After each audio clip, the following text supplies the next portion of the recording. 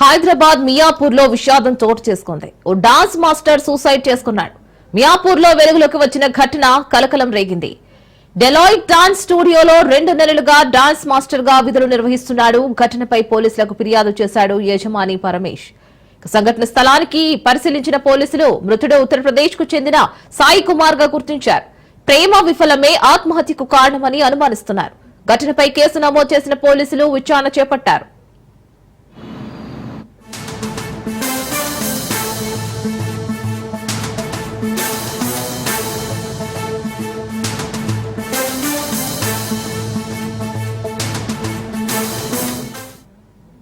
Breaking news చూస్తున్నాం.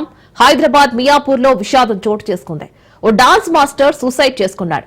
మియాపూర్ లో వెలుగులోకి వచ్చిన ఘటన కలకలం రేగింది.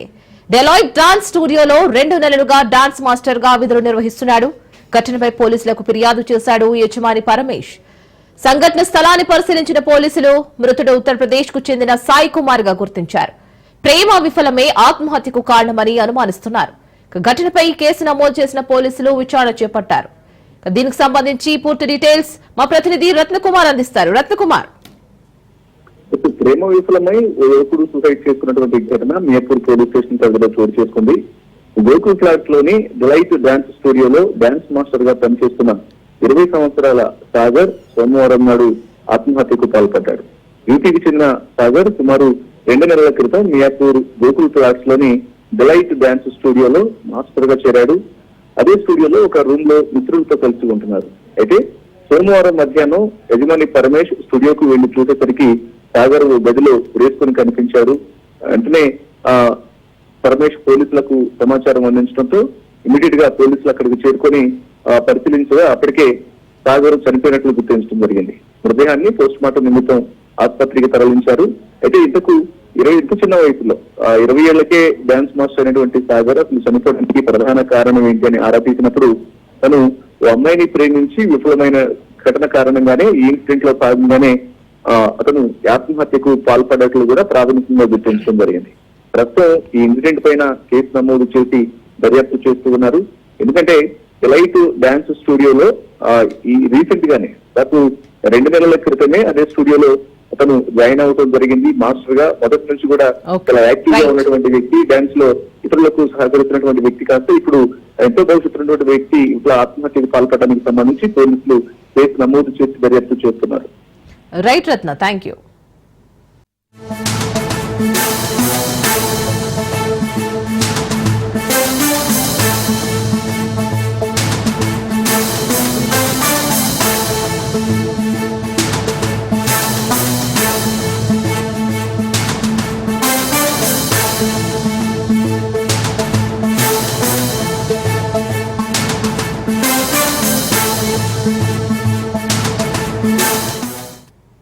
బులెటిన్లో మరో బ్రేకింగ్ న్యూస్ చూస్తున్నాం. ఓ ఆర్ఎంపీ డాక్టర్ రాము నిర్వాకం వెలుగులోకి వచ్చింది.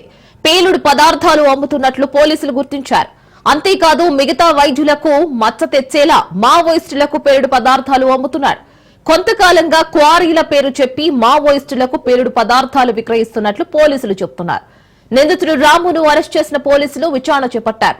రాము తమిళనాడుకు చెందిన వ్యక్తిగా గుర్తించారు. తమిళనాడు నుంచి పేలుడు పదార్థాలు కొనుగోలు చేస్తున్నట్లు తెలిపారు. జగిత్యాల జిల్లా కేంద్రంలో వెలుగులోకి వచ్చిన ఘటన కలకలం రేగింది.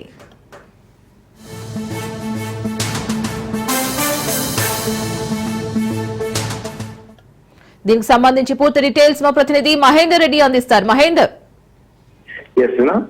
ఈ మధ్య కాలంలో మనం చూస్తున్నాం మావోయిస్టులను పోలీసులు ఏ రకంగా మట్టుపెడుతున్నారు, మరొక మావోయిస్టులు పోలీసులను ఏ రకంగా అంతమందిస్తున్నారు మనం చూస్తున్నాం. దాదాపు వందలాది మంది పోలీసులను అమాయకులను మావోయిస్టులు ఇప్పటికీ చంపేశారు. అలాంటి మావోయిస్టులను యుద్ధం ప్రకటించారు. మరి అలాంటి మావోయిస్టులకు, అడవుల్లో ఉన్నటువంటి మావోయిస్టులకు, కమ్యూనికేషన్ లేని మావోయిస్టులకు ఇంత పెద్ద మందుపాకులు కావచ్చు, ఆయుధాలు కావచ్చు, ఏ రకంగా వస్తున్నాయని అందరిలో ఒక ప్రశ్నగా మారింది. అయితే ఇప్పుడు మనం ఒక్కొక్క విషయాలు మనం వెలుగులోకి వస్తూనే ఉన్నాయి.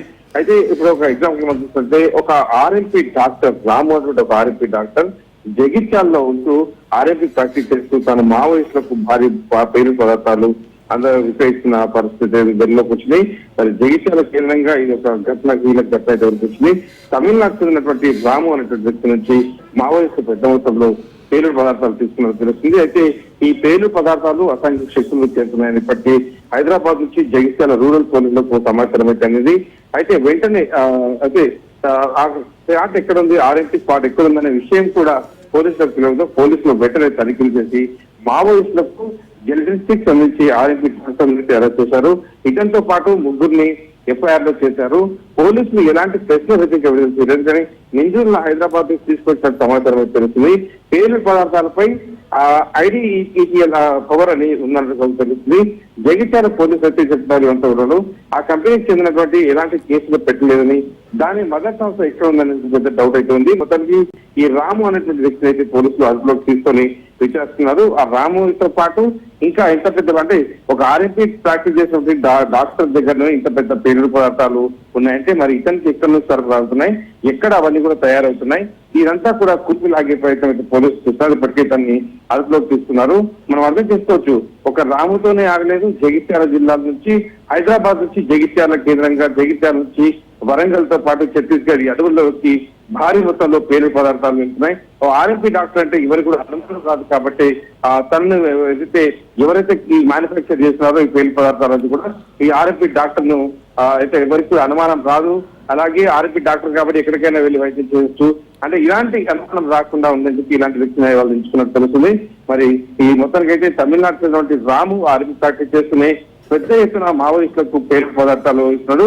క్వారీల పేరు చెప్పి మావోయిస్టులకు అయితే ఈ పేలుడు పదార్థాలు అయితే విక్రయిస్తున్నాడు.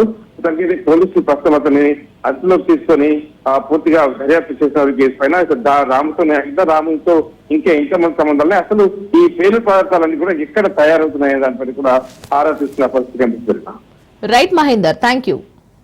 దేశంలో క్రమంగా కరోనా కేసులు పెరుగుతున్నాయి. ప్రస్తుతం దేశవ్యాప్తంగా 1010 యాక్టివ్ కేసులు ఉన్నాయి. తెలంగాణలో 1, ఏపీలో 4 కోవిడ్ కేసులు నమోదయ్యాయి. కేరళలో 430, మహారాష్ట్రలో 210, ఢిల్లీలో 104 కేసులు, కర్ణాటకలో 1, మహారాష్ట్రలో 3, కేరళలో 2 మరణాలు సంభవించాయి. ఇక కరోనా కేసులు పెరుగుతున్న నేపథ్యంలో అన్ని రాష్ట్రాలను కేంద్రం అప్రమత్తం చేసింది.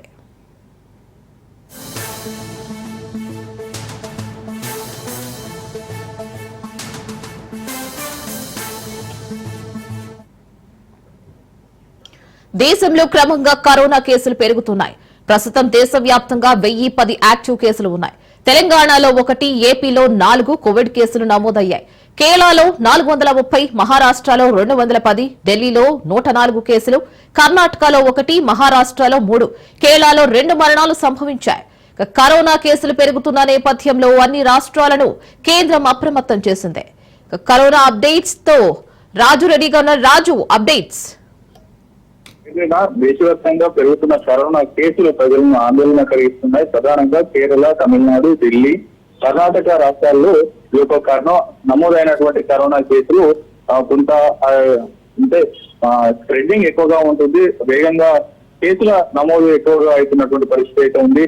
దాంతో పాటుగానే ప్రధానంగా ఇటీవల దాదాపు 4 మొత్తం ఓవరాల్ గా చూసుకుంటే గనక అటు కర్ణాటకలో 1, మహారాష్ట్రలో 3, కేరళలో 2, మొత్తం ఓవరాల్ గా 6 మంది కరోనా వ్యాధి ద్వారా మరణించినట్లయితే కేంద్ర ఆరోగ్య శాఖ అయితే ఇప్పటికే డీటెయిల్స్ బయటపెట్టినటువంటి పరిస్థితి ఉంది. ప్రధానంగా మహారాష్ట్రలో 21 ఏళ్ల యువకుడు కరోనా పాజిటివ్ తో మరణించగా, బెంగళూరులో 84 ఏళ్ల వృద్ధుడు గుండెపోటుతో మరణించాడు. అయితే అతనికి కరోనా టెస్ట్ చేయగా ఈ యొక్క పాజిటివ్ వచ్చినటువంటి పరిస్థితి అవుతుంది. అయితే గతంతో పోలిస్తే గత 2 వేవ్లు, కరోనా ఫస్ట్ వేవ్ అలాగే కరోనా సెకండ్ వేవ్, వాటితో కంపేర్ చేసి ఇప్పుడు ఉన్నటువంటి ఆ కరోనా వ్యాధి లక్షణాలు కూడా కొంత తక్కువగా ఉన్నాయి.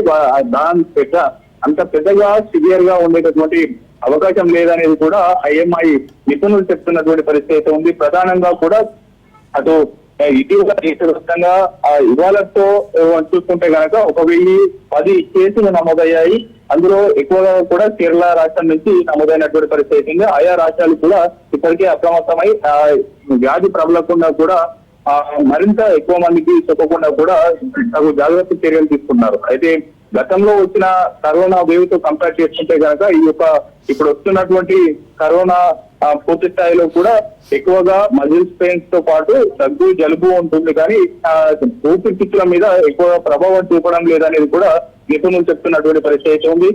ప్రజలు ఎప్పటికప్పుడు అప్రమత్తంగా ఉంటూ జన సమూహంలోకి వెళ్లే సమయాల్లో కూడా తగు జాగ్రత్తలు తీసుకుంటూ ఎప్పటికప్పుడు మాస్క్ ధరించి అలాగే శానిటైజర్ ను కూడా వాడుతూ ఉండాలనేది కూడా సూచిస్తున్నటువంటి పరిస్థితి ఉంది. అలాగే తెలంగాణ రాష్ట్రంలో ఒక కరోనా కేసు నమోదైంది. ప్రధానంగా హైదరాబాద్ లోని కుక్కట్పల్లిలో ఒక వైద్యునికి కరోనా పాజిటివ్ వచ్చింది.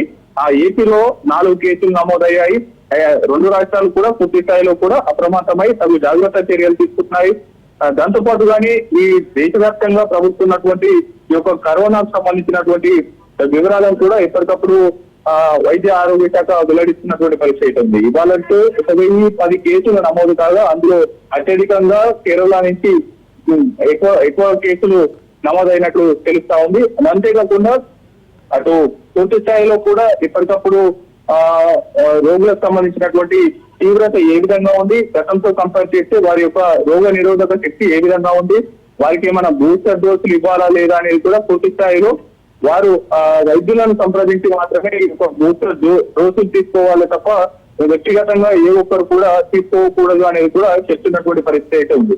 ఓవరాల్ గా ఈ యొక్క కరోనా వ్యాధిని పెద్దగా గతంతో పోల్చుకుంటే గనక ఇప్పుడు పెద్దగా సీరియస్ ఇష్యూగా పరిగణనలోకి తీసుకోవాల్సినటువంటి అవసరం లేదు, ప్యానిక్ కావాల్సినటువంటి అవసరం లేదనేది కూడా ఐఎంఐ అధికారులు నిపుణులు చెప్తున్నటువంటి పరిస్థితి అయితే ఉంది. సాధారణంగా ఈ యొక్క అటు హాంకాంగ్, సింగపూర్ లో ప్రబలుతున్నటువంటి కరోనా కేసులతో కంపేర్ చేస్తే గనక దాని లక్షణాలు ఇక్కడ ఉన్నటువంటి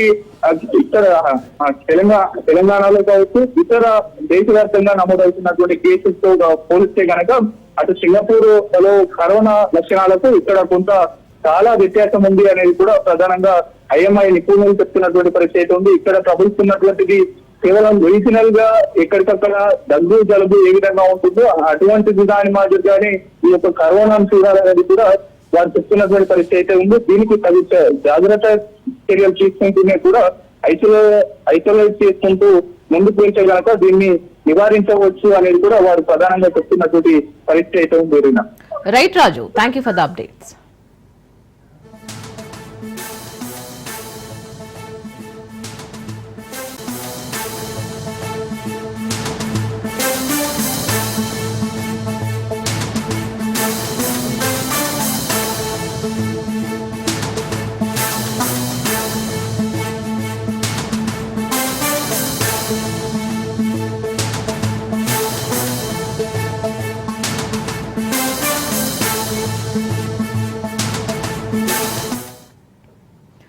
రాజమండ్రి జనసేన ఇన్ఛార్జ్ అత్తి సత్యనారాయణపై పార్టీ అధిష్టానం చర్యలకు దిగింది.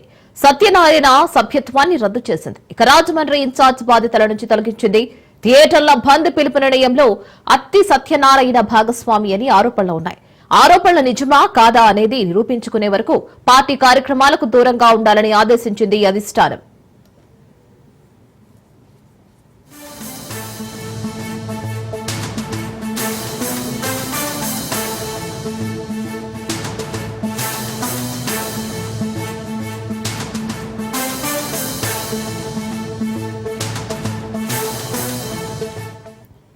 రాజమండ్రి జనసేన ఇన్ఛార్జ్ అత్తి సత్యనారాయణపై పార్టీ అధిష్టానం చర్యలకు దిగింది. సత్యనారాయణ సభ్యత్వాన్ని రద్దు చేసింది. రాజమండ్రి ఇన్ఛార్జ్ బాధ్యతల నుంచి తొలగించింది. థియేటర్ల బంద్ పిలుపు నిర్ణయంలో అత్తి సత్యనారాయణ భాగస్వామి అని ఆరోపణలు ఉన్నాయి. ఆరోపణలు నిజమా కాదా అనేది నిరూపించుకునే వరకు పార్టీ కార్యక్రమాలకు దూరంగా ఉండాలని ఆదేశించింది అధిష్టానం. దీనికి సంబంధించి మరింత సమాచారం మా ప్రతినిధి మోహన్ అందిస్తారు. మోహన్, రీనా, ఏదైతే ఈ తెలుగు రాష్ట్రాల్లో థియేటర్ల బంద్ అంశం చిలికి గాలివానగా ఈ రోజున రాజమండ్రి నగర ఇన్ఛార్జ్ గా ఉన్నటువంటి అత్తి సత్యనారాయణని సస్పెండ్ చేస్తూ ప్రస్తుతానికి నగర నియోజకవర్గ ఇన్ఛార్జ్ బాధ్యతల నుంచి తొలగిస్తున్నామని చెప్పేసి వేములపాటి అజయ్, ఏదైతే ఈ జనసేన నాయకులు వేములపాటి అజయ్ కుమార్ ఇప్పుడు ప్రకటన విడుదల చేశారు. ఈ నేపథ్యంలో ఏదైతే థియేటర్ల బంద్ పిలుపు నిర్ణయంతో మీరు ఏదైతే భాగస్వాములని ఏదైతే మీపై తీవ్రమైన ఆరోపణలు వచ్చినందున జనసేన పార్టీలోని మీ సభ్యత్వాన్ని రద్దు చేయడంతో పాటు ఏదైతే మిమ్మల్ని పార్టీ రాజమండ్రి నగర నియోజకవర్గ ఇన్ఛార్జ్ బాధ్యత నుంచి కూడా తొలగిస్తున్నాము, మీపై వచ్చిన ఆరోపణలు సత్యమా అసత్యమా అని మీరు నిరూపించుకునే వరకు కూడా మీరు పార్టీ కార్యక్రమాలకు దూరంగా ఉండాలని ఆదేశించారు. అయితే ఇక ఒక 2 రోజుల ముందు అతిశయ ప్రెస్ మీట్ పెట్టి మరి యాక్చువల్ గా ఈ రాజమండ్రి బంధు ఏదైతే థియేటర్ల బంధు విషయంలో పవన్ కళ్యాణ్ సినిమా వస్తుంది, పవన్ కళ్యాణ్ సినిమా ఆపే పరిస్థితి లేదు, హరిహర వీరమల్లని ఆ థియేటర్లో ఎట్టి పరిస్థితుల్లో అడ్డుకోమని చెప్పేసి ఆయన చెప్పారు. ఈ నేపథ్యంలోనే రాజమౌళి లాంటి సంచలన దర్శకుడిపై కూడా తీవ్ర విమర్శలు చేశారు. ఎందుకంటే ఆ ప్రధానమైన హీరోలందరినీ కూడా ఆయన 2 years 3 years లాక్ చేయడంతో మొత్తం సినిమాలు తగ్గిపోయినాయి. దానివల్ల మొత్తం ఎగ్జిక్యూటివ్స్ అందరూ కూడా లాస్ అవుతున్నారు.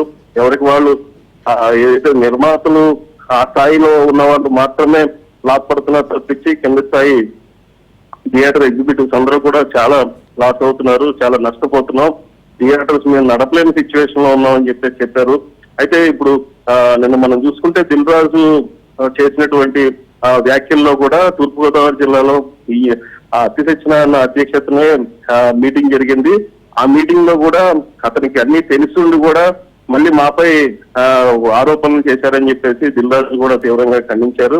ఈ నేపథ్యంలోనే మొత్తం ఈ అతి సత్యనారాయణ మీదకి ఇష్యూ వచ్చింది. అయితే మరి ప్రస్తుతం ఇప్పుడు రాజ్ న్యూస్ అతి సత్యనారాయణని కలవడానికి ప్రయత్నం చేసింది. బట్ ఆయన ఫోన్ స్విచ్ ఆఫ్ చేసి విషయం ఏంటనేది విషయాన్ని కూడా తెలియట్లేదు. మరి చూడాలి కాసేపట్లో ఆయన ఎలా స్పందిస్తారనేది.